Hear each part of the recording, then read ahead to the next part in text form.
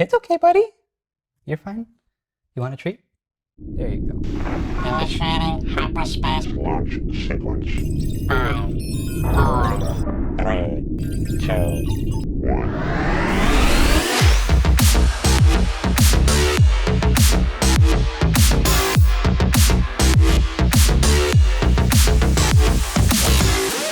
What's going on, everyone? Welcome to the podcast. I'm your host, Christian Carranza, and then we have Mr. I'm Daniel Sherman. Yo. Daniel Sherman, the Shermanator, in the house. Yep. We need one of those rap buttons.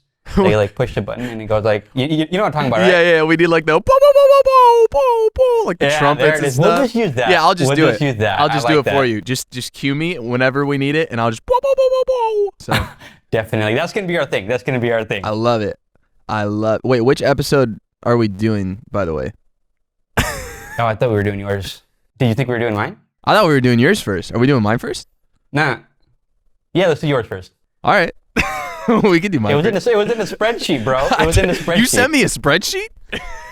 Yeah, dude. All right. Yeah, let's do my episode. All right, cool. So what's this series called again? So this is going to be origin story, rather, and it's going to be a 2-part series. First part is going to be your story, and then we'll do another part on my story. So we'll get the people kind of used to who we are and what we do and stuff like that, and then we'll go on about the regular content. So Mr. Daniel Sherman, Yo, are you ready? I'm ready. So origin story. Origin story part 1, Daniel Sherman. Yeah. Insert air horn here. There Cool. we go. Let's get it. So, Daniel Sherman, guy who hits stuff, guy who says words, Yeah, pastor, I believe, going to school for, true. Storyteller, Yes. book writer, Yes. novel writer, guy with sexy hair. That one's up for debate, but I'll take it. Those are a lot of words that you don't often hear together. So I don't even know where to start, dude. That is true. This is true. This is why we are unique. Yeah. I guess if I had to start, and it's called origin story, so the very start would be, well, you know what? There's going to be 2 lanes of traffic here, and so I'm going to start you on the music lane of traffic. That's where I was planning on going. I wanted to start off by asking, you're known for your music. Yeah. Number one, I would think so, right? All right, I would think so. So where did that all start? Where was the point where you found music and it just like set you into the path of, that rabbit hole where we just want to find all these bands and listen to music 24/7 wherever we are? What started that for you? Yeah, I think I really have to go back to car rides is where it all starts. I would, I'd always be in the car with either my mom or my dad growing up, right? And in my mom's car, she would always listen to just Christian radio. So I heard all these like worship songs, like for those of you who know what I'm talking about, like Chris Tomlin, Mercy Me, bands like that. And that was pretty much all my mom ever played in her car. Stephen Chris Chapman, stuff like that. When I got in my dad's car, it was classic rock, which in my opinion, much cooler than my mom's car. I love getting in my dad's car. I'd get in his car, I'd hear Van Halen, I'd hear Boston, I'd hear, those types of bands. Oh gosh, Tom Petty and the Heartbreakers was almost always on his car. Queen, and so I really like all the that good stuff. Yeah, exactly, the classics, and it was super cool. But that was kind of what I grew up with. That was what I knew. But I remember it all changed when my brother got his license. I was like somewhere between 8 and 10 years old, and I hop in his car, and he plays "Paper Cut" by Linkin Park, and everything changed. I was like, I had no idea music could sound like that. I didn't know what the heck was going on. And it totally changed. I'd never heard someone like, I didn't really know what rap was. And I heard Mike on the beat rapping. I heard like, there was just so much going on. And I was like, that is brilliant. I started playing Rock Band with my brother a lot. He'd never, true story, my brother would never let me play the Rock Band drums because I was younger than him. And he was like, oh, you're too young. You're not going to be good at it. And so he made me play the guitar. If the drummer can't make it, then like you can't even go past the first 10 seconds of the song. That's completely understandable. It's true. It's true. If the drummer's bad, it messes everyone up because the drums are just loud, right? Even in Rock Band, the drums are just loud. Right. But basically, because he wouldn't let me play Rock Band drums, I made it my mission, like my sole mission, to be better than him at Rock Band drums. So the thing was, being the younger brother by like 8 years, that he was at school a lot longer than me, which meant his Xbox and the Rock Band drum set were I know empty. the story. Yeah. They were empty when I got home. And so I didn't tell him I was doing this because I thought he'd be mad, and he probably would have. But I'd play Rock Band drums while he was at school, and then I'd like right as he got home, I would turn his stuff off and act like I was watching TV or something because I did not want him knowing I was hustling on the drums. And the way this story ends is pretty beautiful. My junior year of high school, Rock Band 4 announced the Rock Band Rivals expansion, which basically meant you could rank yourself among other players for the first time. Like at your fingertips, you could rank yourself. And I was ranked number 1 in the world across all the instruments, including drums, mind you, for 6 hours. I told my mom I was sick and I didn't go to school, and I played Rock Band all day and held the title of best in the world for 6 hours. Dude, that's a lot, especially back then. How old are you again? We didn't even like say that. How old are you? Well, I am 20 now. At that time, I was like 17 or 18 when I got the record. Yeah, dude, especially back then when one Rock Band 1, 2, 3, and then 4 came out, it was like everybody and their mother played Rock Band. Oh, so that goes a long way. For 6 hours, that goes a long way. Oh, yeah. But it was actually playing the Rock Band drums. I got so freaking good in middle school that I was like, I remember telling my parents, like, I'm basically playing the real thing. Can I play the real thing? Like, can I just do it? And they're like, yeah, let's do it. And so the drummer for my church's worship band, actually, his name's Carl the Squid. Everyone calls him Squid. What? Shout out Squid. I've heard 2 conflicting stories as to why his name is Squid, and I don't know which is true. And it's just you know what, he would prefer the mystery about it, so I'm not even gonna say it. But he goes by Squid. I think I like that a little more. Here's another random side tangent about Squid, is that his son is the Call of Duty legend known as Optic Predator. So for those of you who know about Call of Duty, that guy's dad gave me my first drum set. It was an electric kit. And then I took drum lessons from a guy named Matt Nagel, who is just super talented individual. He's written songs for a ton of TV shows and stuff. And I fell in love with it. And, drums were for sure like my first love. Wow. And it was all because of Squid. It was all because of the Squid, man. And, giving me that first electric kit. But the Squid, further down the road, what would end up happening was that when I first started playing drums, all I wanted to do was metal and like hard rock. Linkin Park was like one of the softer bands I listened to at the time, because I was all about the heavy stuff. Bullet for My Valentine, Killswitch Engage, Avenged, the heavier stuff. And, I started just experimenting in my sophomore year of high school. I started listening to people like NF, who's a rapper, and that threw me, NF was like a gateway drug for me into hip hop. I didn't listen to rap at all, with the exception of Linkin Park, until my sophomore year of high school, which is interesting considering where I'm at now. But NF got me into hip hop, and then this is going to sound ridiculous, but people who know me already know this anyway. I'm a huge Taylor Swift fan, and Taylor Swift got me into pop. Bands like Judah and the Lion got me into folk type stuff.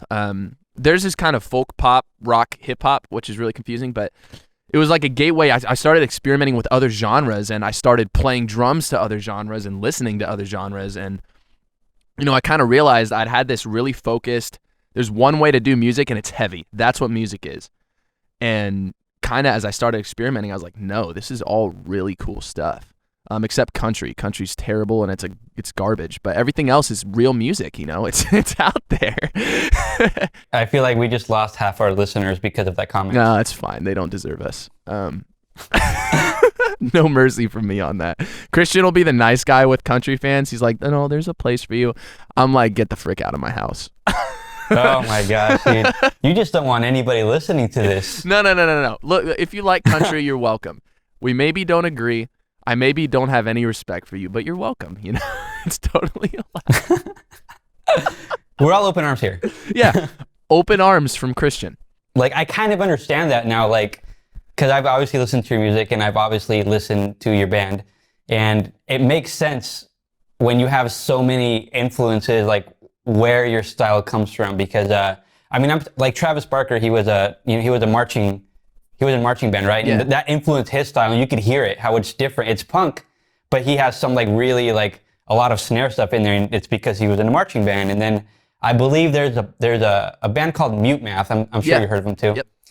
Yeah, the drummer in there is incredible. And that guy, I believe, like, his parents were like super conservative and they never let him listen to rock or anything like that. So he grew up on other kinds of music, and it really just, it takes what you think about drums and just, you know, tweaks it into something that's completely weird. And I can say that knowing I've listened to a song of yours that at this moment has not released, where the drums are like super funky and weird and all over the place.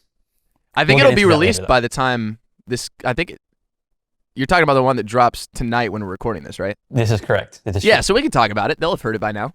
Oh yeah, you're right. Yeah. So Bulletproof yeah, that Umbrella. would really suck if I said something. No, you're right. Yeah, you're right. Yeah, Bulletproof Umbrella. The first time I heard that song, dude, it was like, you took a different direction. Like the whole Uncaged series has been like, you know, you started with Inside, and that was kind of like, you know, kind of super bassy, like more hip hop-ish style. Yeah. And then Floral Mask was like, it's like an 8-minute journey. And then Bulletproof Umbrella is like, it's like something you hear at a club. Yeah, it totally is. So this whole series, I wanted to do with Uncaged, this album that I wanted to do a few things. I wanted it to keep listeners on their toes, like Foley. Like, it's super experimental. Every song does something in a way it shouldn't be done, if that makes sense. Like, I'm breaking rules in the industry on each song. But I also wanted it to explore... I think you said you clipped the vocals, right? Yeah, on Inside, I intentionally clipped vocals because I wanted you know, the character breaks out of the cage in that scene, and I wanted it to feel like the vocals are breaking out of the track. And so I do these weird things that, like, most people would be like, why on earth would you do that? But I do it for the sake of storytelling, and B, for the sake of, like, let's experiment. Why not do things the way no one's done it before? But the other thing this record does is it takes you through every style of genre that I, like, frick with. Like, you're going through basically, like, you know, the first track was, I really like NF. I really like some of the way Billie Eilish does stuff and the way she flips stuff on her toes. I was like, what if NF did Billie Eilish? I love a lot of that like weird, when you take your voice down a couple notches and it sounds all like possessed and stuff. Yeah. That is super dope. Yeah, it's trippy, right? And so Yeah. I'm really trying to explore, and I'm doing it in a lot of different projects. A lot of them I can't talk about, but I'm always working. I have a lot of projects coming where I'm just, what genre do I love that I haven't touched? And let's see if I'm capable of doing it. Like, why not? If it sucks, then people won't stream it, and it's just for me, and I don't care. Exactly. But no, I really do. I love all music, and I try to touch and utilize as much of it as I can. Side note. Yeah. So we kind of already dove into the music stuff, so we'll go back to the beginning. But Okay. but quick little note. I mean, I'm sure you know who Tom DeLonge is, right? Yep. So when Tom DeLonge started being all obsessed with aliens and stuff, he would always say, "Oh, I'm doing a bunch of crazy stuff, a bunch of new projects, but I can't really tell you." Yeah. You're like Tom DeLonge now. Yeah. I don't think I've ever watched too many interviews with him. I've listened to Blink, I've listened to Angels and Airwaves, but I don't think I've ever like just listened to him talk before. And now you've got me really curious. Bro, I read his book, and it's like, it's sitting right here. I'm looking at it on my bookshelf. It's like a good 500 pages of like nothing but alien nonsense. Yeah. Anyway. He seems like the most interesting man, dude. Exactly, bro. If I can sit down and talk with like any celebrity ever, Dave Grohl would be up there, and then Tom DeLonge would be number 2, just so he can talk to me about aliens. That's wicked. That's wicked, wicked. right? But so I gave you the music lane of traffic. Did you want me to go back and give you the other lane of traffic, or did you want to stay focused on music for a bit? Because either way is good. Okay. Let's do the other lane, and then we'll come back, and then I want to go through all your projects. Okay. So let's go in the other lane. Let's turn on that blinker and merge. Cool. We're merging into the storytelling lane. How did I fall in love with storytelling? And it's a pretty simple start, which is that when I was a kid, I loved lying to everybody. I was a little freaking pathological lying punk. Like I would lie about stuff that I got nothing out of it. There was no benefit to me. There was no benefit to anyone else. I just thought it was fun. And what I've realized as I've grown older is what was fun about it was that I was making up this nonsense for the sake of seeing where the story went. Like I just enjoyed like I'd start something and I'd just say like a total false piece of information. People would ask me more about it and I'd just go. Like for example, I remember being young, being in the car, And this is a ridiculous story. I don't think I've ever publicly told this story. If my family listens to this, they'll think it's hilarious because they can affirm that it's true. We're in the car, and I point out the window at a cloud, and I go, "Hey, you see that cloud?" And they're like, "Yeah." And I'm like, "That's where superhero land is." And then my family's like, "What?" And I'm like, "Yeah, I'm a superhero. And at night when you're all asleep, I go up to that cloud and I hang out with other superheroes." Why do I imagine you saying that like full-grown Daniel right now? I mean, it doesn't chilling? sound too far from the truth. Like just chilling in the back seat in a car seat in the back, and he just like super confidently saying, "Yeah, you guys see that over there? Yep, that's superhero land." You know the difference? The difference is, as a kid, I was like, "That's superhero land." I would be like, "Mother frickers, that's superhero land." like just slightly different language used. But like, and then I kid you not, this lie was not like a one-off. It was like, I got invested into this lie, man. I would tell stories about people I would fight in superhero land, about like other people I would meet. My brother at some point became the villain of superhero land. Like there's a guy in my church named Greg Gomes who like to this day will talk to me about like superhero land and how I'm a superhero, because apparently he was one of the few people I let into this secret life I lived. Like I loved telling the story. And I've realized like throughout my whole life, I've just loved telling stories. What people might not expect or believe about me is that when I was in all the way through elementary school, all the way up into middle school, I read a ton of books all the time. Like I would go to the library, pick up like 3 novels, sometimes 1,000-page novels, and I'd return them for new books a week later. I was constantly reading. And read them? I would read the whole thing. I was constantly reading. I was constantly watching TV and movies with my parents and my brother and my sister. You know, I was always soaking in content, actually to the point where, and my mom was so mad at this doctor, but when I was in the 5th grade, I had to get glasses, and the doctor straight up told me, "Yeah, you read too much. You need to read less. Like, that's what's messing up your eyes." And so I actually stopped reading books because of that. I wish I hadn't. That is like the most counter like information I've ever heard. My mom in my was life. so like, mad. I wish my doctor would have gave me that note, and then Yeah, I'd give it less. to my teacher, be like, "Hey, I can't read. Sorry, can't do that today. Here's my doctor's note." Yeah, but he literally told me like, "Yeah, you're reading too much. It's messing with your eyes." And so that was when I switched over to video games a lot more than I had before. Because that's And totally that's better around for the your same eyes. time where Rock Band really became the thing to kind of merge the timelines a little bit. But I really loved reading. I loved being invested in a good story. I loved learning about authors and trying to figure out what, about their lives and how their lives impacted the story. I loved all of that. And when music became my thing instead of books, this is so nerdy, but I'm going to tell it anyway. I love the band Red. The band Red is one of my favorite bands ever, and they released an album that I think is possibly one of the greatest albums on earth. It's called Of Beauty and Rage, and it tells a story. It's like a super giant story. And in this story, I'm not even going to try and explain the story. There's just a lot that goes on. But I printed out the lyrics to this album, and I annotated them. And I looked into the lives of all 3 band members and how their personal stories might have impacted the lyrics and the story and what the story might mean thematically. I was a sophomore in high school, annotating lyrics for a band, trying to figure out what it meant. And sophomore in high school was when I wrote my first song, King Suffering, which is Also known as the album. yeah, right? The album would come shortly after. So the first song I ever wrote was King Suffering. And then the other songs on that record I wrote the same day/weekend were The Moon. I know there's other ones. Not Gravity, not Unburdening Everything, not In the Light. I think I wrote a few drafts that would inspire Anaphora, and then I started Worth Living For, Worth Dying For, all that same weekend.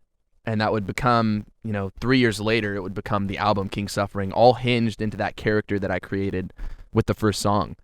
And so, right now you're already seeing the storytelling and the music merged really quickly into how can I tell these stories that I've seen in books and movies and TV shows and video games? How can I do what Red does, And by the time the album released, 21 Pilots as well. How can I do what these guys are doing with storytelling and tell a story and tell my story at the same time through music?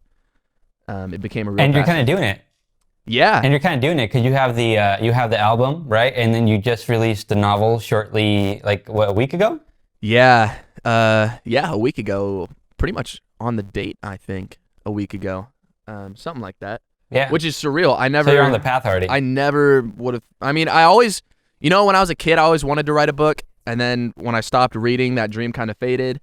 And then my senior year in high school, I started a book, and I was like, nah, this sucks. And I just focused on music instead. I was like, no one's going to read that. And it's really cool to have a book out. It was like a dream. It's one of those childhood dreams that you're like, that's not going to happen. And then it happened. Yeah, and like going back to the statement I made about how I said you're kind of like how Tom DeLonge is always like, yeah, I'm working on a ton of stuff right now, but I can't talk about it. Yeah. You're the only person I've ever met that has said that has actually stuck to his word. You're the only person I've ever met that does that. Like you told me like a year ago or so, maybe even a little bit less than that, but you were like, yeah, I'm working on a novel. And this was at the time when you were laying out Inside, you were laying out the It's Still SCP, you were laying out Crown and Chains. Yeah. And I was kind of like, all right then, cool. And then you did it. Yeah. And we're not even talking about like the movie realm yet, but you're just always, that's one thing that kind of like attracted me to your energy is like I don't know why it surprises me. Maybe because a lot of people don't do that, but you've always been one to say, hey, I'm doing this, I'm doing this, I'm doing this, I'm doing that, and you actually do it. Yeah. Yeah, I really appreciate that. And you know what it comes down to is a lot of these projects I get people invested in early, and I do that to hold me accountable to it. Like, I've talked about this novel for 2 years to the fans, to the peasantry. Like, they have been patient, well, sometimes not so patiently, but they have been waiting for this thing for 2 freaking years. I've talked about it. I told them what to expect. And then I just went dark on it. And behind the scenes, I was working on it. I was taking a break. I was working on it, taking a break. I had my really, really dear friend Jordan Higbee helping me with that novel and helping hold me accountable to it also. I had Caleb, who actually is a member of the peasantry. He's a fan. He was editing it and pushing me and making sure I did it. And, stuff like that. Once I put it into the world, I'm not going to just go back on it. And that same attitude is the only reason, the band Crown and Chains, we ever did anything was that I spent, I had a bunch of things where I did this and I didn't live up to them in high school. I was going to do a short video series with my buddy Sam, and we filmed the first one and we hated it and we just didn't do it. The novel, my senior year, we just didn't do it. And, when I got to the point where it was time to do the stuff with Crown and Chains, I kind of made this pact with myself that you're not backing down on this one. You're gonna do it. And I don't think since then there's been any projects, with the exception of maybe like a song or two, that I've backed down on once I've told myself I was going to do it. I think I've just made this pact that you start something, you see it through, even if it's garbage. Even then, I think like going back to what you were saying about how like you said you were going to do a short video series or whatever and didn't work out, you didn't like it. I think you're still holding true to that because you tried it and you just didn't like it. And there's nothing wrong with like, I'm a big advocate of that. Like when people say I don't want to do, like, I don't know what I want to do, but I don't want to like do this. I don't want to work here or whatever. It's just like, well, choose one thing, follow it to the end of that path. And if you don't like it, then just pivot. And that's kind of what you did. No, for sure. That's exactly what I did. You wrote the first couple songs, right? When you were writing books. Yeah. So when did Crown and Chains, like how did that whole thing come about? Yeah, the band Crown and Chains. True story. My brother graduated from college, and I believe, my timeline gets fricked up sometimes. I believe I was 17, maybe 16, almost 17. I was 16, going on 17. Something like that. There's the intro. There it is. And it was his graduation party at my house. And Jacob was there. He knows my brother pretty well. And me and Jacob at this point have done music. We were on a worship band for the youth group for probably 3 years at this point, maybe 2 years. We were good buddies already. My buddy Ian Craig was there, who had just moved from Maryland like a year before. And so I'd known him for a year. And then Ian's brother, Tyler Craig, just moved out like maybe a week before this, and he was there. And I knew Jacob really well. I knew Ian really well. I didn't know Tyler very well. and we all played music. And so I can't remember who suggested it, but someone was like, hey, after this, we should just go jam at the church, go to the youth room, plug in, and see what happens. And I was like, well, let's just leave early. And so I ditched my brother's graduation party, and I hung out with my buddies, and we played some songs. And that day, like that very night, we finalized the song King Suffering, which me and Jacob had written. I had the lyrics written years before, and Jacob, I sang the chords to him and the melody in my head, and we wrote them down. With Tyler and Ian, we finished like all the instrumentation that night. We finished the song Moving On, which Jacob had written and is on the record. We finished that night, and we finished The Moon that night. All three of those songs. We wrote them in full. And then that's pretty much everybody that's in the band. All the founding members were there, right? So there's Jacob, he's the singer, and then Tyler's the guitar player, you're the drummer. So everybody that was initially on board was already there. Like, you guys weren't missing a piece? No. I mean, we were missing a piece. We wouldn't realize it until it became time to record in the studio, but those were the founding members of what at the time the band was called Beyond the Broken. Through threatened lawsuits and a long story about that, we would end up having to change the name to Crown of Chains, which I'm glad we did. I think I actually like that name a lot more than Beyond the Broken in hindsight. But yeah, that was really how it started. We'd jam. We started doing that regularly. We'd jam. We decided that night to be a band and to make this stuff happen. We started recording demos. We played open mic nights. Got a couple smaller gigs. It's just the hustle, as you always hear it, started happening. Once we recorded the demos EP with 5 songs on it. All 5 of those songs are on the King Suffering record. We were slinging demos to friends and family and strangers. If you've heard my story, a lot of got a lot of rejection at school, and a lot of jerks kind of made fun of me for that period of my life. And for making music? Yeah, for making music, or and for reading trying books, to sell. Or Superhero Land. I mean, I didn't tell anyone about Superhero Land until today, so now I'll start getting made fun of for Superhero Land. At the time, it was, who's this guy kidding himself? He plays music on the streets. He's selling these demos that sound like they were recorded on a freaking potato. Like, what is this? Who does he think he is that he's going to make it in the industry? Potato.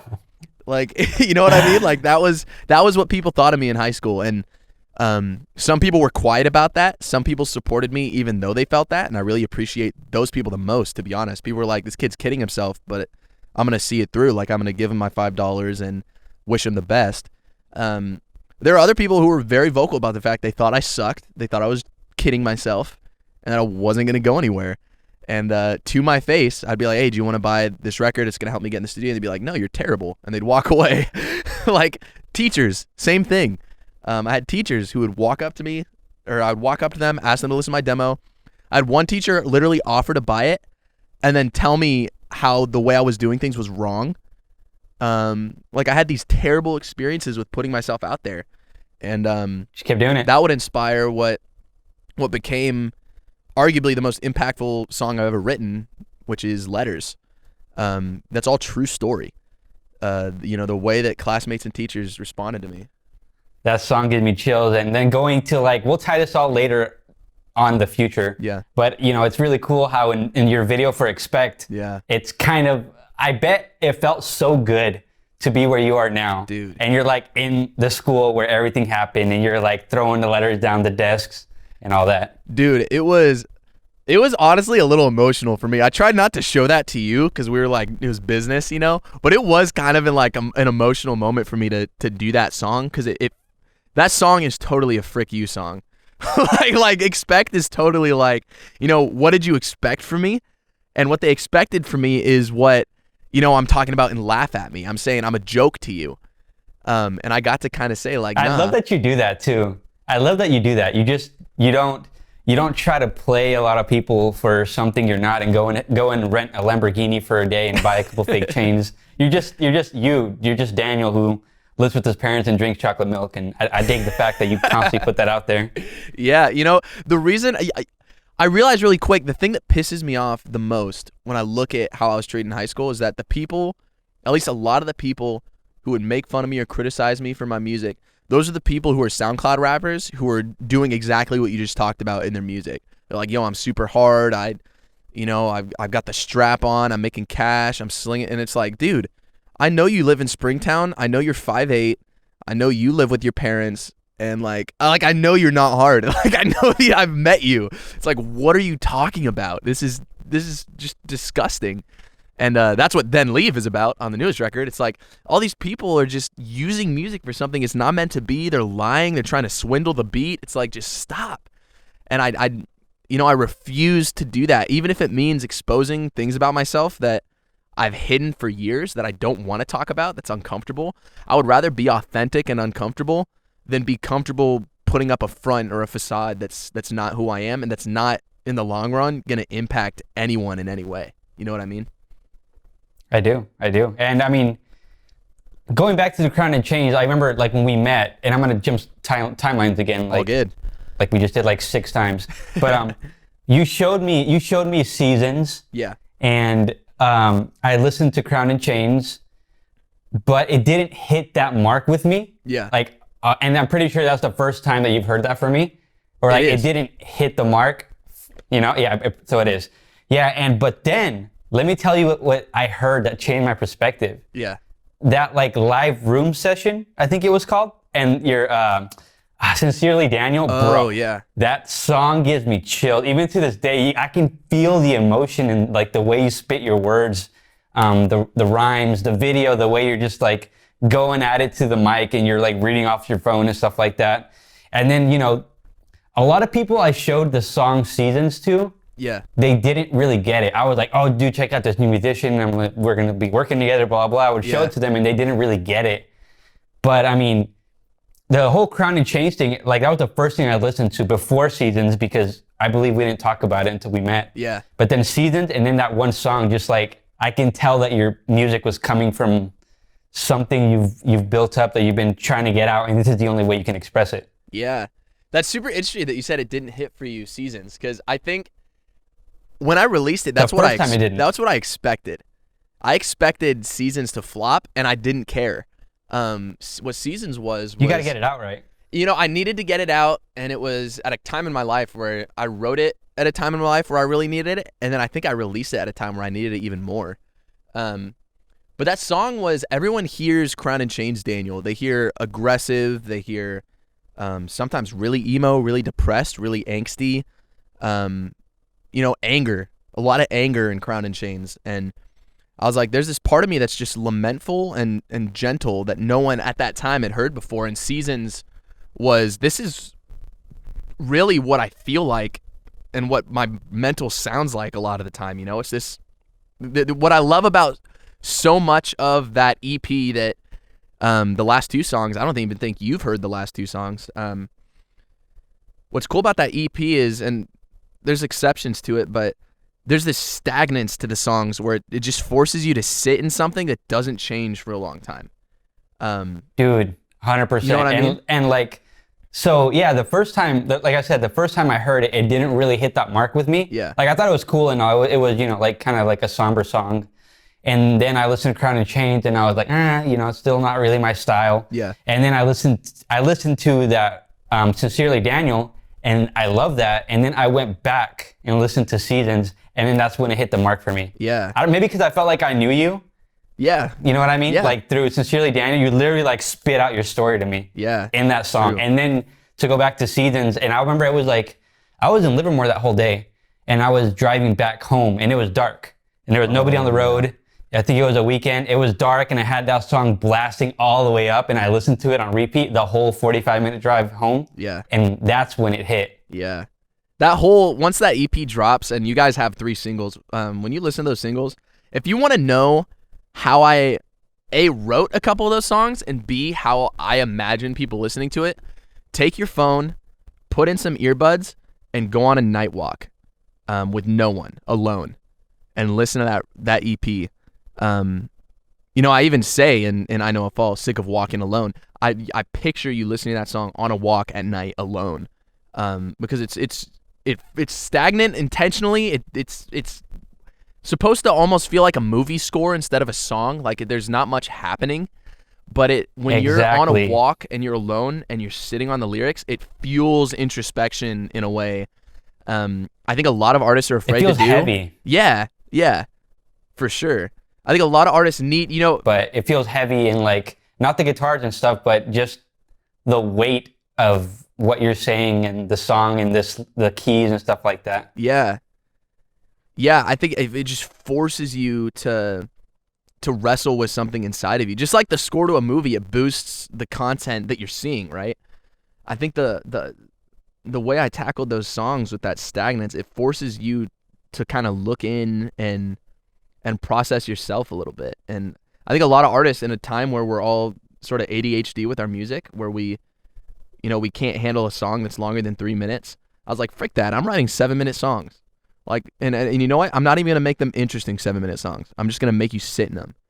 And I was amazed at the response to Seasons with how many people actually were down with it. I did not expect it, but Yeah, no, you're right. It's like, it's that feeling of like sitting in the song, and like the more you sit in it, the more it like sinks, and then you get what it's about. And even like during this whole like shutdown thing when it first started, that was like probably my top song of the whole like 2-month span where we thought we were gonna not be in quarantine and then be free to go and whatever. That was like my top song right there. It's really fitting for that time. I didn't even exactly. I never put those pieces together, but it would have been. I can imagine it was a really fitting song for that time for sure. Yeah. So let's jump back to, let's see, we did Crown and Chains, and then you got together with Jacob and Tyler and the other guys. Yeah. To write the first 3 songs, and then so you guys been in the band for a while, and I think it'd be pretty dope to get Jacob and Tyler in like either individual episodes or like all together. Oh, for sure. To give more Crown and Chain stuff. Because I know you guys did like a whole. I remember seeing this on your YouTube where you guys vlogged the making of Burn It Down, and you vlogged like that crazy Texas trip. Yeah. You guys vlogged that, so it'd be cool to like get some of the insights of that whole thing. So the Crown and Chains thing is happening. It's going well. You have your musical outlet.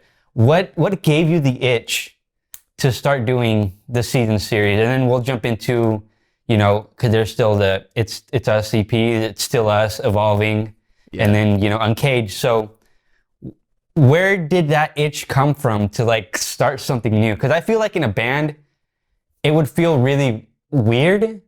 I never had this feeling, but I would imagine it would feel weird to be in a band and you're making music and you're kind of like, you know what, guys, this isn't really scratching this itch. I gotta go do this. Where did that feeling come from? Yeah. It's interesting. It's interesting looking back on it, because I think it absolutely was an itch I had. I just didn't know it. I originally pitched Seasons to Crown and Chains as a song for us to do, and they didn't want it. They're like, I don't think this is for us. And in hindsight, it wasn't for that band. It wasn't the right song. And so I literally, for a year, I just assumed it sucked. I didn't really realize, this just wasn't for this band, this project. But I just assumed it sucked until I was hanging out with Jack Schaefer. We had just watched the movie together, and I sat at a piano and I just played that riff, the da da da da da da da da, and he went, "What is that?" I was like, "Oh, it's a song of mine. It's not really great. It's called Season." He was like, "Play it for me." So I sang it for him. Not in full. I did a verse, a chorus, whatever. And he was like, why is that not accessible to everyone? And I was like, I didn't really think it was that good. The band didn't want it. I don't really have a way to record it anyway. And Jack was like, I will produce that for you. If you give me a time and place, we will record it and make it happen. And so literally I was just kind of like, like someone would want this. Yeah, I guess I'll do it. And it was just good for my soul. What I didn't realize was, in like right smack in the middle of writing that album, I would go through a breakup of a 2-year relationship, which all of a sudden gave a very different meaning to Seasons Change for a reason. And that's what I was talking about. Yeah. With like, you have to be in the right mindset and think about a certain thought, be in a certain place for you to like fully be able to get that song. Yeah. And that song originally was written about leaving. It was about that same person. It was hard for me to go away to college knowing I had someone I really cared about back home. That was what originally that song meant to me. I started adding these other pieces to the song when the meaning changed, or not changed, but it was added to, I guess, through that breakup. I started processing different emotions, but in that same thread of it was still about seasons changing for a reason. Yeah, and it could be taken however you want. It could be a breakup. It could be literal seasons. Yeah. It could be a friend that you had in your life and you guys didn't really get along that much anymore. It could be a rough patch. It could be you having money problems. It could be your car broke down or something. That's what I love about that song. It could be taken however you want. There's no black or white. There's no she. There's no any of that. There's no he in any of the song. It's just however you decide to put yourself in that situation. Yeah, for sure. I think that definitely helps with the beauty of it. And it's, you know, at its foundation, that song is about what I've always sung about, which is control. In life, we just don't have control. We want it. We sometimes think we have it, but we don't have it. And really, if you look at Crown and Chains, what am I wrestling with? I don't have control over my emotions. I don't have control over my circumstance. And Seasons was about the same thing. And when I realized that I needed to do more solo stuff was I put Seasons out in the world. People loved it. Like immediately I got a really positive response. And I kind of realized that I have, at that time, oh gosh, when I released Seasons, I think I was sitting on 250 songs, 300 songs. I was like, sitting on them as in you haven't released it yet? I hadn't released them, but they were written. They were ready. And I was like, I have so much I want to say that I'm not saying. You know, there's so much inside of me, and I've talked about it in other interviews, but for me to release a song, it's like I can finally release whatever I was going through when I wrote it. Like if I have a song that's written and I haven't released it into the world, it's sort of like that thing still weighs on me. It's still inside. When I put the song out, it's sort of like throwing a stone into a lake or the ocean or whatever. Like I fully release it and let go, and I don't feel it anymore. It like lets me let go of pieces of who I am that I need to get rid of. And I had so many songs that I just needed to let go. And so I kept doing it. I realized that Seasons wasn't a song, and when it became an EP, I realized it wasn't an EP, it was a movie. And that really, you know, obviously no one knows much about that movie, and I want to keep it that way until it's out, but that movie is so much like Crown and Chains, you know, the King Suffering novel or that album, in the sense that you learn so much about my mental, and it's so autobiographical while also being fictional, that I released a lot when I wrote that script, for sure.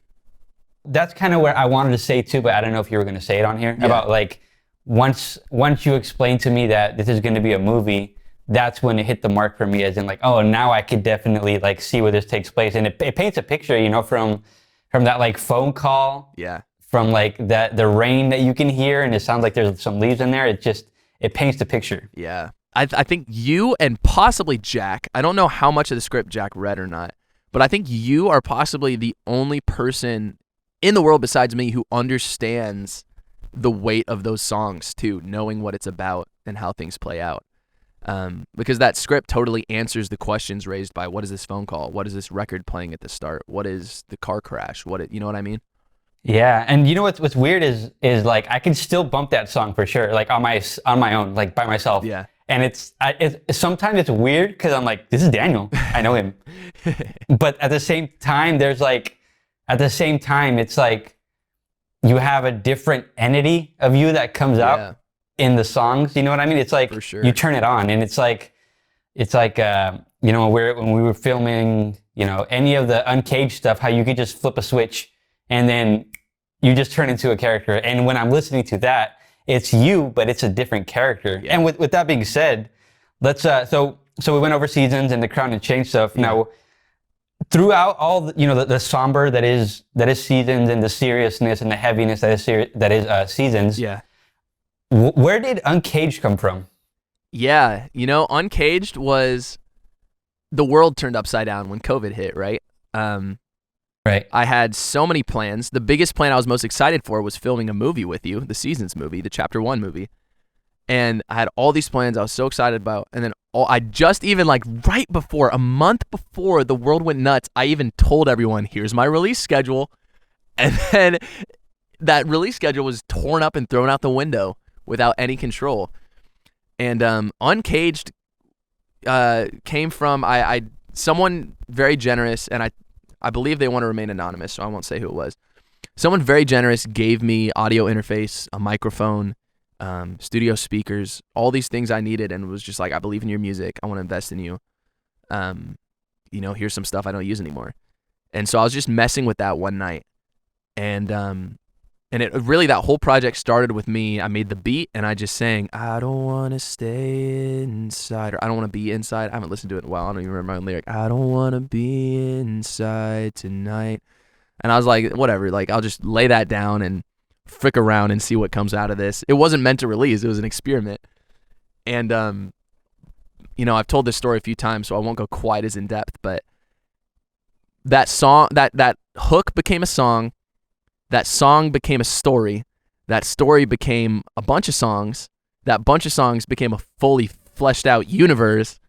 And then, between the hours of 8 when I started producing that beat to like 5 a.m. when my dad woke up to go to work, I had a 40-page Word document with lore and I think 22 songs written to the project.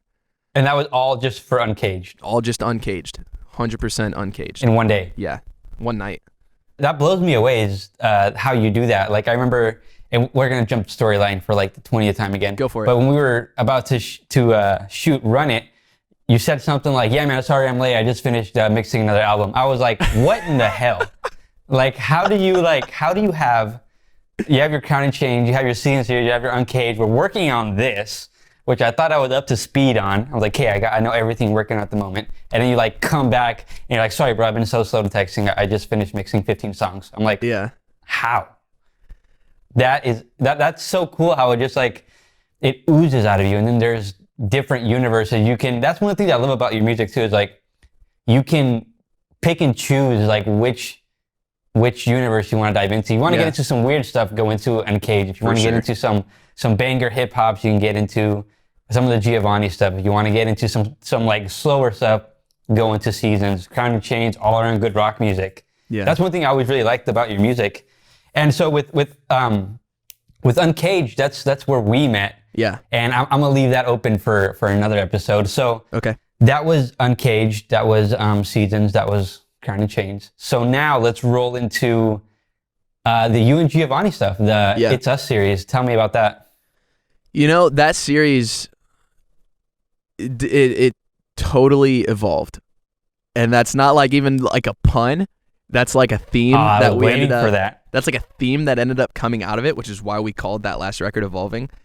But how that started was I knew Giovanni from high school. I think my junior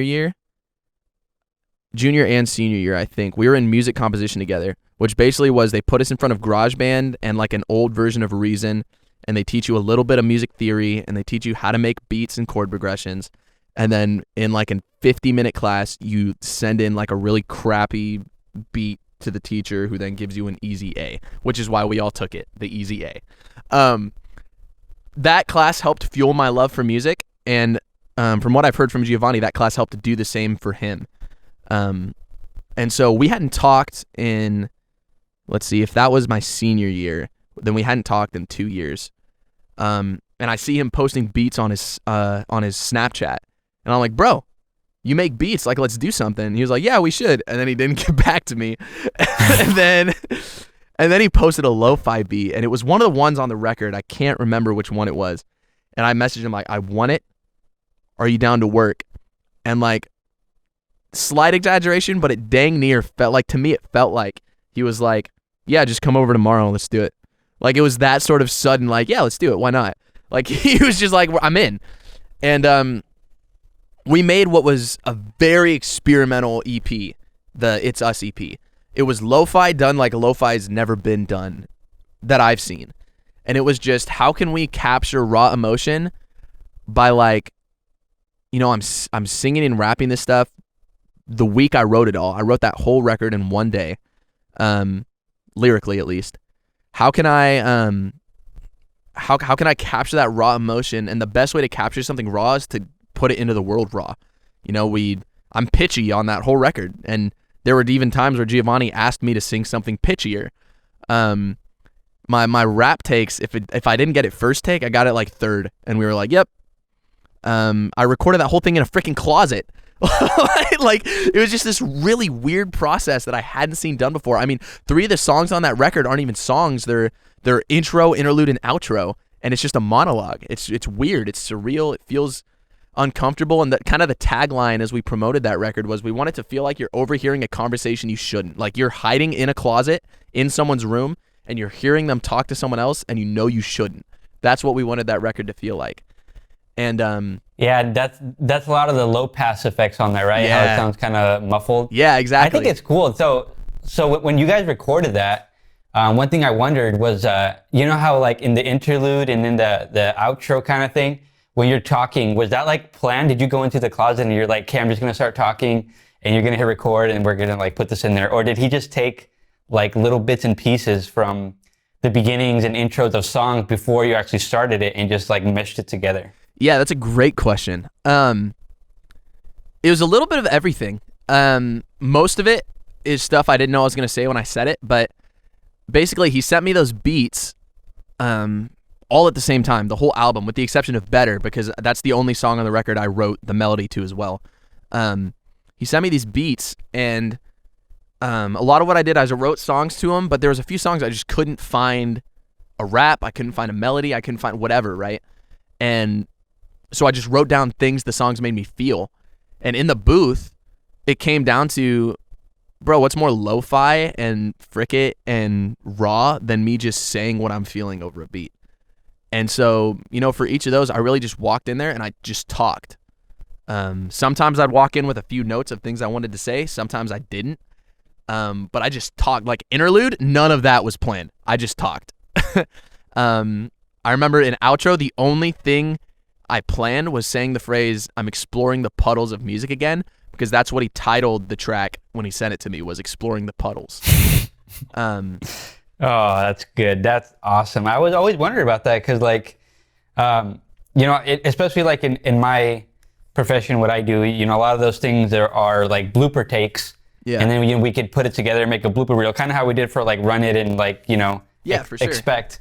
Yeah. So I was just wondering, you know, how that came about. But that's really interesting that you guys came up with something like that, because for some reason, I would say those like interlude and like that sort of vibe, those are like my favorite tracks on there. And I think it's for that reason. I feel like I'm just like at a party listening like next door to what you guys are saying, and I'm having a good time because it feels like you guys are having a good time. Oh, and we were. That was so fun. There's a little bit of challenge involved, but I mean, me and Giovanni had never hung out with the exception of class before. And so we were getting to know each other, but it was also just like, because of what the project was, it gave us room to not care about certain things that normally you really care about and that we would care about on the future records. But for that one, we didn't. And it let us just have fun. Like, making Better was so freaking fun because all those drums are just me finding crap in his room and hitting them. Like, that's all we did when we made the beat to that song, was I'd walk around like, dude, I found your belt. And then I'd make the hi-hats with his belt. And he was like, yeah, let's do it. Why not? Like, it was just so fun. And it, you know, it was cool for me to, I don't think I'd ever had that much fun just making like a really introspective record, because it is really introspective. But when you're able to approach your deepest thoughts with a frick-it attitude, it makes it a really fun and engaging and new process. And you know that line, I feel like I'm exploring the puddles of music again, like it's the first time. I really was. Like it had been so long since music comp class where you sit down, you find weird sounds and you try and make them work. And me and Giovanni captured that energy again on that It's Us record, which was just so fun. And I feel like a lot of the time you have to do that too, is like, especially, you know, with what I do and what you do, with what you do, the better you get at it, the higher your expectations get. Yeah. And then the higher your expectations get, the more you're like, no, this is going to suck. Like, oh, let's keep redoing this. And it takes a lot longer than it really should. Yeah. Like this podcast, for example, you know, I said I've been wanting to try one. I've been wanting to make one for like 4 or 5 years. Yeah. And I just never pulled the trigger because it needs to be, like, in my head, it needs to be perfect. Like, I need the right audience. I need the right subject. I need the right artwork. And, you know, you kind of push me to just be like, hey, let's just do it together. And it makes me, I had this attitude because I even told my girlfriend on the way here. I was like, honestly, I'm a little nervous about this, and she was like, "Why?" And I was like, "I don't know, because like it needs to be perfect. Like I need to monitor the audio levels. I need to make sure that the audio is synced. I need to make sure there's nothing else in the room that's going to make noise." And she kind of reminded me of the fact too that like just you just got to let it happen and let it flow. And that's kind of how that album is. It's a like music representation of just like, was it good enough? Good. Then, just put it out there and the next time it comes around, make it better. Yeah. Which leads us into the second story, the second version of this story. So this is, It's Still Us, correct? Yes. That record came from that same attitude. It was different, obviously. Like the sound is very different. It's much more polished. But you talked a lot about expectations, and we went to that album saying we cannot expect anything from us, and we need people to know they can't either. You know what I mean? If we're gonna, I'd never done hip hop as just hip hop. I'd never done pop as just pop. I've always done the experimental thing. And I said, if we're gonna do this, we need people to not expect my weird experimental crap, and we need to not expect for it to be perfect. We need to do it. And so from that same mindset was birthed, let's just give ourselves 2 weeks to crank out as many songs as we can, 15 days. And at the end of 15 days, we're dropping it. And we announced that project before we had half of it written. We posted that intro video with the release date on it. And we were like, yep, we're dropping something this day, kill your expectations. And what we didn't really tell people too much of, maybe we talked a little bit about it, but we didn't know what we were dropping yet. We had no idea what songs were going to be on there. And there's one song, Halfway, which is now my most streamed song I've ever released. That song wasn't written until the day we distributed. We had no idea that song was going to be on that record, and we wrote it in 2 hours. It was written, recorded, mixed, mastered, produced. 2 hours. It was thrown halfway onto the like in the middle of the record, and it's now my most streamed song in the world. And it was just 2 hours of unfiltered, let's just make a song. We like it, cool, call it good. It's so weird because that one, like when I heard the whole thing, you sent me the file for it like before it dropped. Yeah. And like, I don't know what it is about that one, but people just love that one. Like when the other day I was looking on your YouTube, and I was like, and your Spotify, and I'm like, holy crap, like where did all this come from? And you said you weren't even expecting that with Halfway, right? You were just kind of just like, oh, I got this little idea over here, let's just throw it together and then throw it out there and see what happens, right? Yeah, the songs I expected to hit the most were the songs that flopped the biggest, and the songs I personally didn't like that much are the ones that skyrocketed, like Run It. I hated it. Dude, Run It is a vibe. That's my favorite song. one. And you know what? I've realized why I hated it wasn't that it was ever a bad song. It was that I knew I could do better. And so I hated it. Songs like, Halfway, I thought it was good, but we wrote it in 2 hours, and I was like, man, with more time, we could have made it better. Obviously, I would still say it was one of my personal favorites, but because I, in my head, knew I could have done better with more time, it was hard for me to love it like everyone else did, Yeah. And, it was just super interesting. Like, I thought I'd killed my expectations, but the fan base surprised me with the way they attached themselves to that record and what songs hit, and it was just really special. Again, with Giovanni, everything we did always was. It was just special to see that project get embraced in a way I really didn't expect it to, and it was beautiful, the symmetry of that. And you kind of left out a little detail here that kind of like intertwines these universes together. Yeah. Giovanni is Tyler Craig's now fiance's brother. Yes. Yeah, that's Tyler Craig, and Yeah. they're about to be brother-in-laws. They're not yet, but soon. Yeah, so I met Grace at the same time I met Giovanni. I met Grace before Tyler did. And it's super weird connection, but it's really cool too that those worlds kind of collide a little bit. Yeah, it's weird how you just pass some people by and you don't think it's really going to be anything, and then it turns out to be this 15-song album and this like what 8 or 5-song EP, 8 song. Oh gosh, I should know that off the top of my head. I think 8, maybe 7. I think the first one's 7. You guys turned those around really fast. So that was the whole thing that surprised me, is like you drop the EP and then like most people wait a year and they're like a project every year, and then you drop like one in like a month, and I'm just like, how do you just like sleep on this stuff and it just like you keep coming up with them. And so that was the story of It's Us, which, you know, my favorite track on there personally is Run It. I just love I love that straight hip hop vibe. And it really shocks me that you've said you've never like done hip hop like that, because you do it so well. Oh, like that was my favorite beat just because it just sounds like you know what you were doing. I did not. I did not know what I was doing at all. And it worked. It worked. Where did the parrot come from? Dude, that literally, that's a really funny story. Have I told you this story? Do you know this story? No, I don't think so. All I know it's from the song, and that was like when I first heard Run It, I was like, you know, just like going along the beat, and all of a sudden, thanks for listening, here's a parrot, and I'm just like, what? So I really, Giovanni, he just thought it would be funny to put bird noises in there for no reason. He just put them in the beat, and I was like, what the F is this? I like it, but why? And so I was like, I gotta find a way to connect that lyrically. And so at first, I started the beat and I was like, you ever like looked at birds for a minute? And Giovanni from the booth, not realizing the mic would pick him up, went, caw, and I was like, what the? Like, I genuinely was like, what the? Oh, that's actually him. Yeah, that's him doing it. And that's legit. And you know, the parrot line came from me not knowing what rhymed at the end of, how do you end a freestyle like that? Like, how do you, like, I'd never done a freestyle, and that parrot line came, what's the line before it? Hope this album won't, I swear it. I was like, what the frick rhymes with swear it?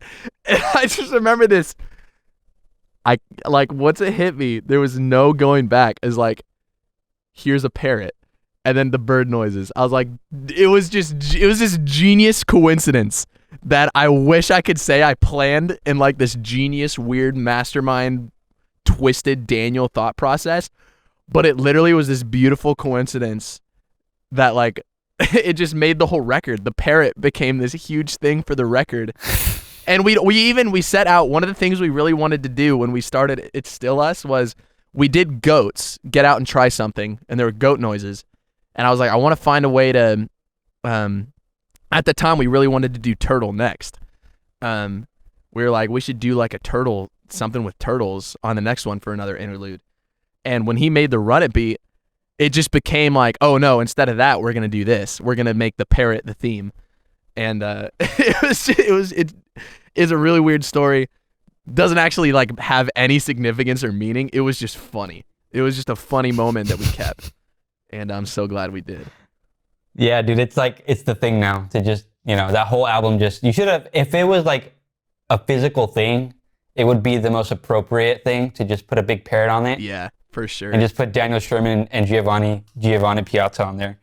That's hilarious. I didn't even know that. I didn't know that. I thought it was all like planned, and I thought that noise was like something that he found online or something like that. It just ends the song so well. You just go and you rap and you just, you know, it sounds like to me like you're on a street corner, or you're like in a group of people back when we could do that. Yeah. And a group of people just rapping back and forth, and everybody's like, oh, you know, like going on with the beat. And then like at the very end, you're just like, thanks for listening, here's a parrot. And then just like mic drop.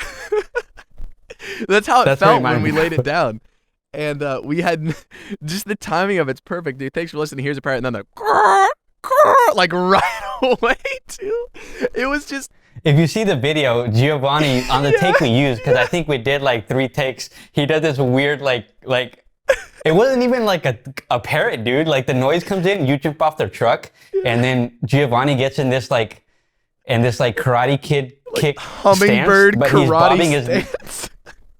But dude, he's bobbing his head like a chicken, and it's the weirdest thing ever, but it works so well. So funny, man. I love that guy so much. We just have so much fun every time we're in the room together. And yeah, that parrot scene is definitely, in the video and the song, all of it, it's definitely like a key example of, if you ever wondered what it's like when me and Giovanni are in a room, just the nonsense that comes out of us, it's just listen to that one line and you'll get it. That whole thing was genius. I don't know how you made sense of it, but you did with the turtles. I mean, with the parrots. The turtles come later. Yes. The turtles come later. Yes. Not much later. So that was, that's true. That's how we got into evolving. So yeah. did I miss anything? No. I just stuttered like Adam Sandler. like in that one movie where he's like a third grader and the kid. Today, Junior. That one, yes, dude. I wish we could grab that soundbite and put it at the beginning of all our podcasts. And That'd Billy be great. Madison, if you want it. That's a great movie. That's the one. That's the one. Yeah, I don't feel like getting sued though. True. Very fair. Yeah. So that leads us into evolving. Was there anything in between there? No. It was, you know what it was that this whole evolving record started where me and Giovanni were like, we did 2 weeks of just grind. We were frustrated. We were burnt out. We were like, we're done for a while, man. And then when the record... Was this... After It's Still Us. Okay. Yeah. And so we were like, we're done. And the record dropped the week after distribution. And so now 2 weeks after the record, 1 week after distribution, I was asking people, how do you feel about the record? What are your favorite tracks? You know, what I always do. Run It was on dang near everyone's list. And I was like, how? I was like, that honestly pissed me off. I was like, why is everyone saying that song? I was like, that is not the song I want people to gravitate to. And you know what? The whole reason we have Evolving is I was like, if people like Run It so much, I want to do it again, but better. And I wrote Run It too. I literally, like, I was stewing. I had the idea for it. And I knew I wanted to write Run It too. And I was watching TV just stewing on that, like, why the frick is that the song they like? Like, it made me angry. And I was legitimately angry. And I can't remember what show I was watching, but they said the word villainous. And I was like, pause. I literally grabbed the remote and paused it. And I was like, villainous, killing this, amidst a little children. And I was like, oh, and I grabbed my phone and I just wrote that first line in seconds, like the fastest I've ever written a tight flow like that. But I'm done feeling villainous, killing this amidst a list of little children unwilling to listen to me spit was like in seconds I had that. And I was like, oh, see, this is Run It too. This is freaking Run It too. And that whole song was done like 8 minutes later. The song was done. All the references, I didn't touch it. It was done. That's crazy. You just heard that one word and it just kind of spewed that idea. Part of the reason I really like it is like that line right there just sounds like some Wu-Tang stuff. Yeah. It just sounds, you know, like, again, just in that circle rapping, and then just like somebody comes in with words like that and it just like, I don't know, it just goes off the charts. Yeah, and you know, so what happened was I texted Giovanni, I was like, hey, I know we said we'd take a break. I'm still down to do that. I wrote this song. It's called Run It 2. I was like, I don't know if it's originally I was like, maybe this is just a single that we release after the record. But I was like, I wrote this. I'm picturing like, you know how Run It had that old school beat? I was like, I'm picturing something kind of like that old school beat. I don't know, maybe sample something like Logic does. Find like, this is just what I'm feeling. I sent him like a flow. I call them flow checks where it's just me snapping. And then I do that. I'm don't feel a villain is killing this. So he gets the idea of, you know, where stuff sits. And like, this man, we haven't really talked about it much, but he must have had the itch too that I was starting to get already. Because he sent me a beat back like less than a day later. He's like, what do you think about this? And it was the beat we used. And I was like, yes. On the first take? On the first try? Yes. I was like, yes. Wow. That's it. With the drop? No, just How the it first does like half. halfway through? Just the first half. Okay. All the way up until we're going turtle speed. So he just nailed it. And I was like, yes. And I was like, you know, let's still take a break. But that is so sick. And we just sat on it for a while. During this time, I just couldn't stop writing. That itch, I had so much I felt like I wanted to say about music, about I was seeing the responses to It's Still Us, and I was like, I can actually do this.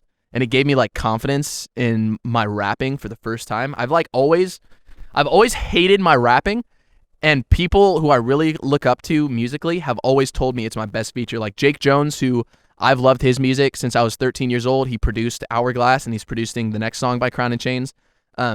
He told me in a phone call, like, dude, your rapping is your golden egg. Like, you got to use that more. And I was like, ew, no. I hate my rap tone. It's not good yet.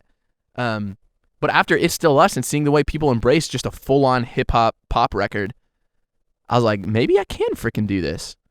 You know, maybe this is for me. And I started writing songs about that confidence I found. That tension between confidence, between doing something like poorly and then doing it better, or maybe not even poorly, but just knowing you can do it better. And it very quickly unintentionally became a record about evolving.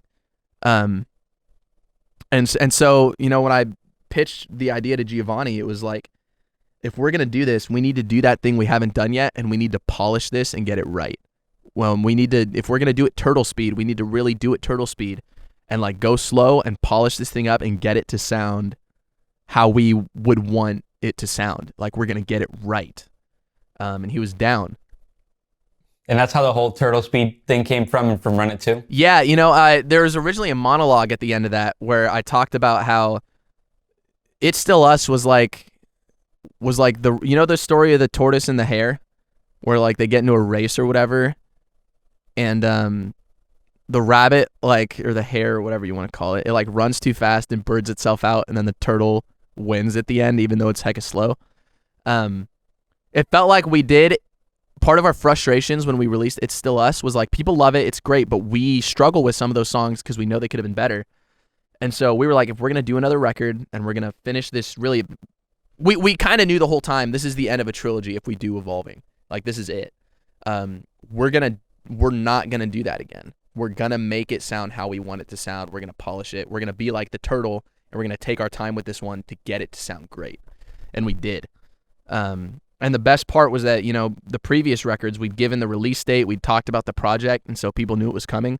We didn't have to worry about deadlines. We didn't have to worry about any of that because we didn't tell anyone it was happening, with the exception of like you, with the exception of Herrera, because you guys shot videos that would lead into that, and you shot Run It, which was that. But it really let us take our time. That was why you didn't tell anybody, was because you wanted to actually take your time on it? It was part of it. I also loved the idea of, we still wanted everyone to kill their expectations. And so what better way to kill people's expectations than to not even let them have any? And so we decided to surprise drop the record. We gave little teasies that something was coming. And I think even someone noticed that the background of the God Only Knows video says Run It Too on the wall, which was intentional. We saw it and I was like, yes, keep it. Which was just, I remember you telling me that. That was such a weird coincidence. The weirdest coincidence in the world. Like, I say that. What did I say? I said, yeah, you didn't tell anybody about it because you want to take your time. I mean, I bet people are probably listening like, well, no, duh. I mean, yeah, but it's funny because you started off this whole thing telling me how you would tell people that you're going to be working on this intentionally to keep you accountable. Yeah. So this was where it flipped, and now it just like, I'm going to take my time on this and I'm going to polish it and make it right. Yeah. It's weird how it like, your mindset shifted from, I'm just going to tell everybody I'm going to do this, that way people can hold me accountable, to like, we're not telling anybody and we're dropping this with the video. Yeah. And I still made it happen. At the same time though, I think I still had accountability from Giovanni. I had accountability from, and even you might not realize you were holding me accountable by knowing about it, but knowing you knew about it made me have to get it out. And so in a way I still did the same thing, but not nearly to the scale I normally do, where I tell the world, yo, something's coming, expect it. And I'm like, frick, now I have to do it. But you guys still Dude, knew, it's so cool. It's so cool to like see you when the video premiered. I'm always usually there if I can be, which, speaking of, people are expecting Bulletproof Umbrella to drop any moment. 6 hours. At 9 today, right? Yeah, 6 hours from right now. Yeah, so I always usually tune in just because like I want to, if I work on it, like I want to see what people say too, but I kind of want to hide. Yeah. Like I don't want anybody to know. It's that weird tension, and to right? see people, and to see people lose their minds when it's like, Run It One and everybody's like, oh yeah, that was cool. And then like it goes into that middle scene and then people are like, I'm getting goosebumps talking about it. Dude, there's never been a more rewarding moment for me musically, because, I've talked a little bit about it, and part of what that record talks about actually is the anxiety I get when a release is coming. I had a full-on anxiety attack when we released, and I rap about it in chapters. I had a full-on anxiety attack for the first time in my life the day King Suffering released. I was literally, and I say it in the song, I was broken down, sobbing on the floor of my apartment while my roommate was at class. I ditched class to sob on the floor of my apartment. I was shaking, I was sweating, I feel like I was gonna throw up. My heart was beating out. Like, I've never felt it before. I didn't really know what it was until I calmed down and I went, that's an anxiety attack. I didn't know I had anxiety until that moment. And so this was the most anxious I've been, with the exception of that moment, obviously, in my entire life, was this moment. I was so anxious, knowing that these people don't know what's coming, and I'm about to tell them, and I'm about to show them a song, and I'm watching the reactions. I was like, if this sucks, like, I've built this up to myself as like my best. Like, I even remember telling you, I think this is my best work. I told Herrera, I think this is my best work. I told, the few friends and family I showed pieces of the record to, this is my best work. Suddenly, when I'm surprised dropping it to the world, I realized if they don't think this is my best work, I'm going to be devastated, because I definitely think it is. And I was super anxious, and that anxiety turned into hype with just the snap of a finger the second I saw people lose their mind when I walked through that curtain. Dude, that is insane, because I would have never known that about you, number one. Yeah. And number two, like, the whole way you presented yourself around that record, whenever you would talk to me about it, even when we shot the video, it's like you were walking with like an extra like jump in your step. Yeah. If you know what I'm saying. You were just kind of like happy-go-lucky, and it's weird to like hear it that it was actually like one of the most anxious things you went through. Oh, and it for came out sure. this way. It's freaking huge, dude. Like, I think the way it sounds, the way it's produced, the track listing on there, like, I did a video including that song for Pain and Gain. It just hits all the right marks. Yeah. And for it to be something that you just like walked around and you like held it so confidently, that's what like shocked me about the whole thing. And hearing this just like blows my perspective about it. Yeah, I really, I've realized about myself, I'm not good at letting people into what I'm thinking until after the fact. It's like probably a really bad thing about myself. Maybe it's healthy. I think it's probably unhealthy. But I didn't want anyone, the way that my head like would explain this away is that I didn't want anyone to know I was anxious about it, because if people knew I didn't feel good about it, they would have questions about it when they listen too. And so you carry it with confidence, so people think, oh, this is going to be good because he thinks it's good. And that like gives people the impression that I know what I'm doing, which makes them feel like I know what I'm doing when they listen. I think is like where my head's at. But dude, I was so stressed and so anxious leading up to that release. I was kind of, I don't want to say miserable, but it was this tension between excitement and like honestly misery and despair of like, this could just ruin my life if people don't feel the way about this record I do. And it's probably your biggest one with the most streams, right? As a record, yes. I think King Suffering, the album, still has the most streams as a whole, because it's been out the longest and it was the first one, But from my solo stuff, Evolving for sure has the most streams. And yeah, it feels good to know that I felt this way about this record and everyone else does too. I wasn't kidding myself. And to me, it goes back to Expect, that song. Releasing Evolving felt like that moment of, even if those people who treated me the way they did in high school don't see it, even if they don't know it, whatever, I don't think most of them even know about my life anymore. Even if those people didn't know it, that album and the way it was embraced to me was, I just proved every single one of you wrong. I did it.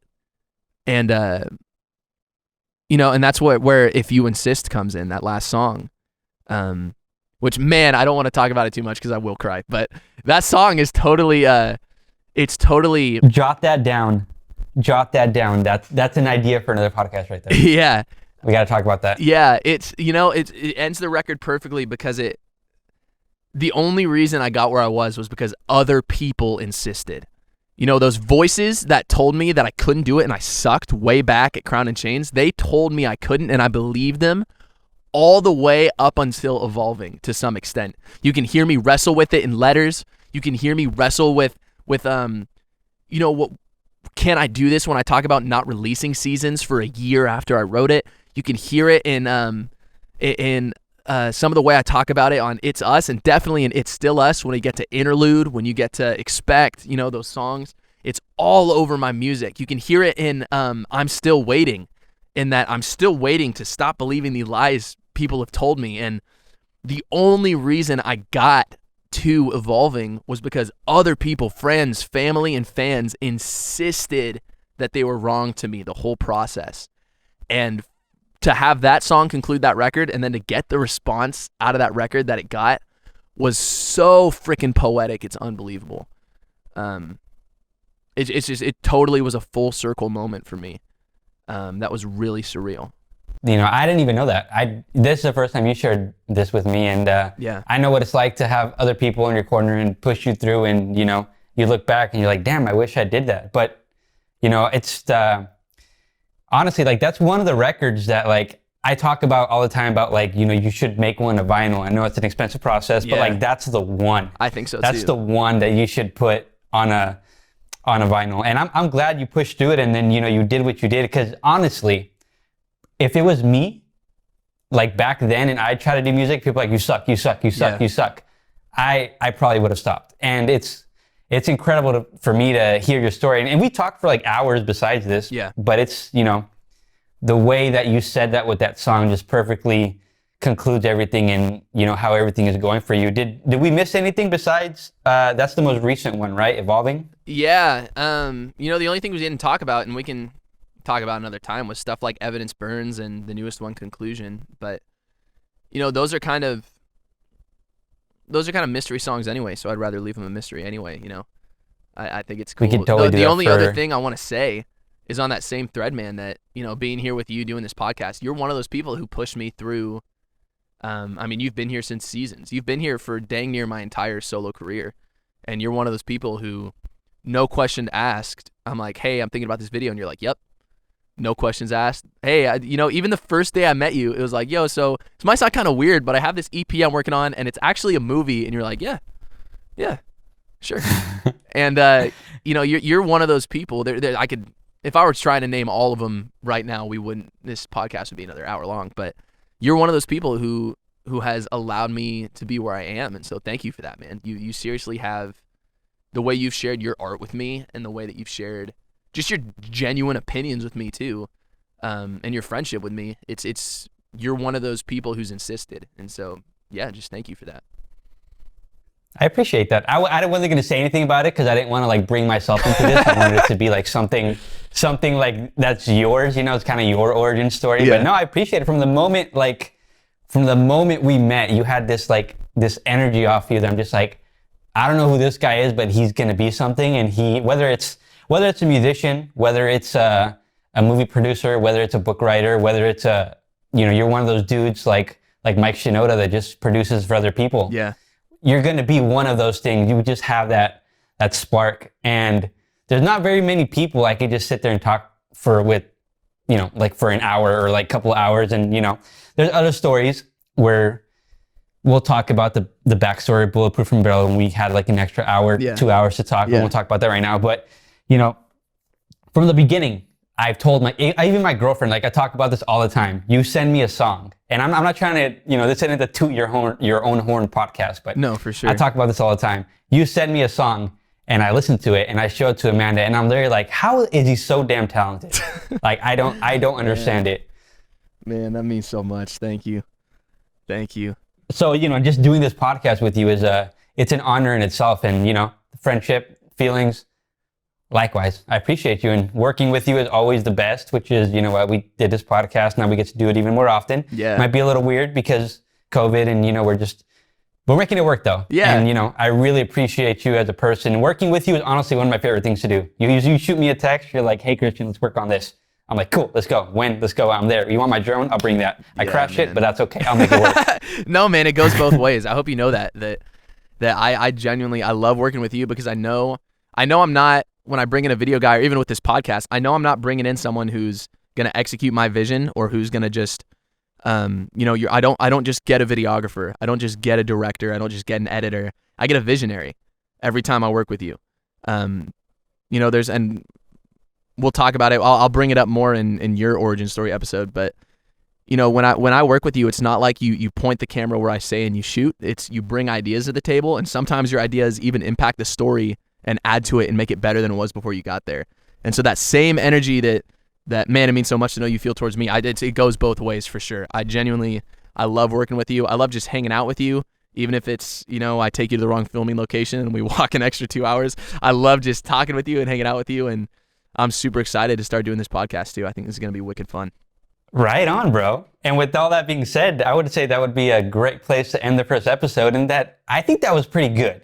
I think we it was like good. seamlessly transitioned. Yeah. You know what I'm saying? Yeah. Like we're here at the end. We wrapped up all the albums. I appreciate your time, Daniel. Anything else that I'm missing you want to say? There's one important thing that I really need to say. Say it. What the frick is up, Denny's? It's just important to me. On that note, I thought there was going to be more coming. I was like, No, I hope he wasn't serious about that. no, that's it. That's all there is. All right. Well, with that being said, we want to thank you guys for listening. Daniel, you want to say a few words? Yeah, it's kind of weird recording this and not knowing if anyone's going to listen, but if you're listening to this right now, it means you did. And so thank you so much for listening, for being here, for clicking on whatever link you clicked on and listening to a really long conversation about my life of all things, which it still blows my mind that people care to hear about that. We're super excited to kind of see what this turns into, I guess. We have an idea, but I think you never really know until you're there. And so it'll be super cool, Christian, kind of the two of us just seeing where this podcast takes us. Definitely. If anything, it's just fun. So like he said, I really want to thank all you guys for listening, even if it's just my girlfriend and my mom. I'm cool with that. So again, and where can people find you?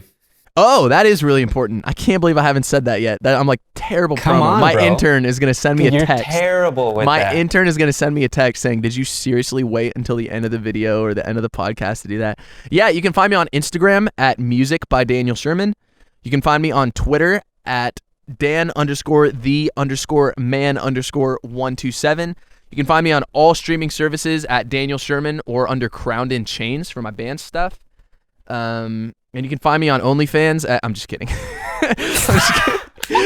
I was like, I did not know about that one. All right. You're like, that is another podcast episode. Just kidding. I was already like ready to jot that down. All right, cool. Well, there's one other thing I wanted to say. Yeah, so, if you guys liked it, make sure you like it or whatever it is that you guys do with podcasts. And, follow Daniel. Of course, he's, the co-host. We're both hosts here. We're going to be bringing some cool stuff to this podcast. Sorry, it's super long. Go and check out Daniel's music, and we'll see what 2021 brings to Daniel. And Daniel, thank you again for your time, bro. Yeah, thank you, On to man. episode 2.